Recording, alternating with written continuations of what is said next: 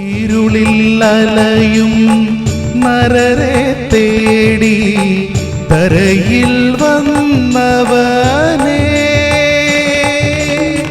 കരകൾ പാപക്കരകൾ കഴുകും.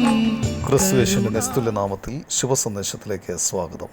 വിശുദ്ധ വേദപുസ്തകത്തിൽ യോഹന്നാൻ എഴുതിയ സുവിശേഷം 15-ാം അധ്യായം 22-ാം വാക്യത്തിൽ നാം ഇങ്ങനെ വായിക്കുന്നു: ഞാൻ വന്നു അവരോട് സംസാരിക്കാതിരുന്നെങ്കിൽ അവർക്ക് പാപമില്ലായിരുന്നു, ഇപ്പോഴോ അവരുടെ പാപത്തിന് ഒഴികഴിവില്ല. മനുഷ്യൻ ജന്മനാ പാപിയാണ്. അവൻ്റെ പാപനിമിത്തം മനുഷ്യൻ യാതൊരു പ്രത്യാശയുമില്ലാതെ ജീവിക്കുന്നു. കർത്താവായ യേശുക്രിസ്തു ഈ ലോകത്തിൽ മനുഷ്യരാശിയുടെ പാപഭാരം ഏറ്റെടുത്ത് ക്രൂശിൽ യാഗമായി തീർന്നു.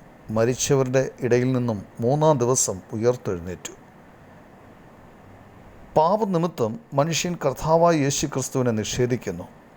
മനുഷ്യൻ കർത്താവായ യേശുക്രിസ്തുവിനെ വിശ്വസിക്കാതെ അവനെ നിന്ദിക്കുന്നതാണ് ഏറ്റവും ഹീനമായ പാപം. കർത്താവായ യേശുക്രിസ്തുവിൽ വിശ്വസിക്കുന്നവൻ രക്ഷിക്കപ്പെടുകയും അവൻ്റെ എല്ലാ പാപങ്ങളും ക്ഷമിക്കപ്പെടുകയും ചെയ്യുന്നു. എന്നാൽ അവനെ നിരാകരിക്കുന്നവൻ ദൈവത്തിൻ്റെ വെള്ള സിംഹാസനത്തിന് മുമ്പാകെ നിൽക്കേണ്ടി വരും. അവരുടെ പാപത്തിന് ഒഴികഴിവില്ല. യേശുവിനെ രക്ഷിതാവും കർത്താവുമായി സ്വീകരിച്ച് രക്ഷിക്കപ്പെടുവാൻ ദൈവം നിങ്ങളെ സഹായിക്കട്ടെ.